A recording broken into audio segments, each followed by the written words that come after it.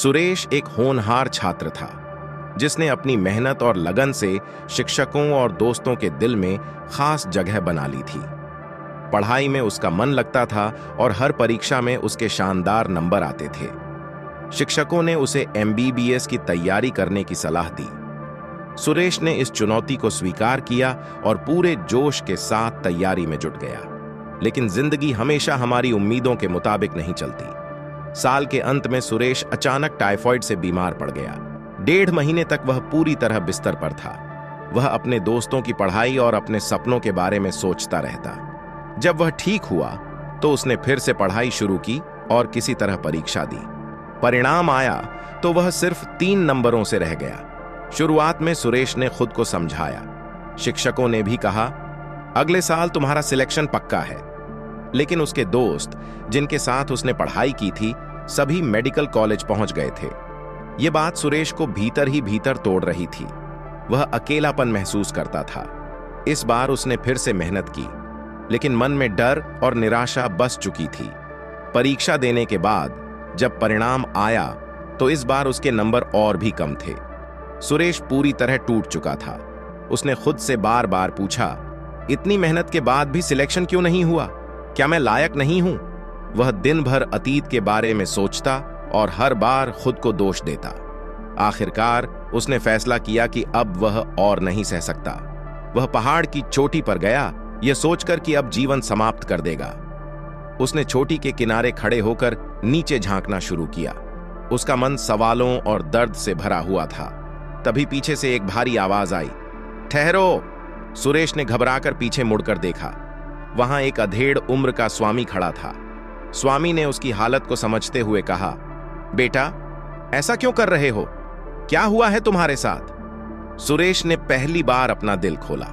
वह अपने दर्द और निराशा को साझा करने लगा।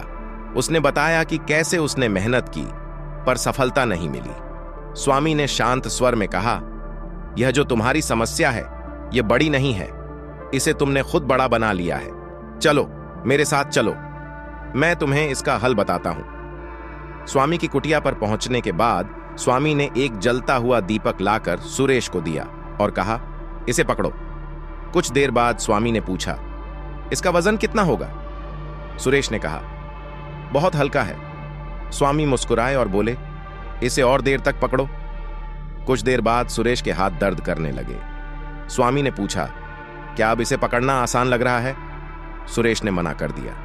स्वामी ने कहा, अब सोचो, यह दीपक तो हल्का है, लेकिन इसे लंबे समय तक पकड़े रहना तुम्हें दर्द दे रहा है।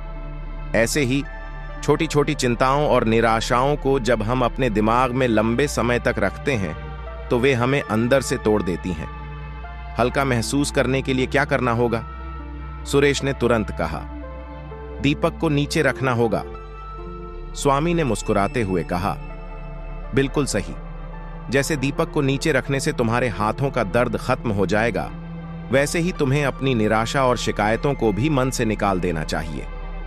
जीवन की असफलताएं तुम्हें सिखाने के लिए होती हैं, न कि तुम्हें तोड़ने के लिए। सुरेश ने धीरे धीरे स्वामी की बातों को समझना शुरू किया। स्वामी ने कहा, हर रात सोने से पहले 3 बातें लिखो। पहली, उस दिन की परेशानियों के लिए धन्यवाद दो।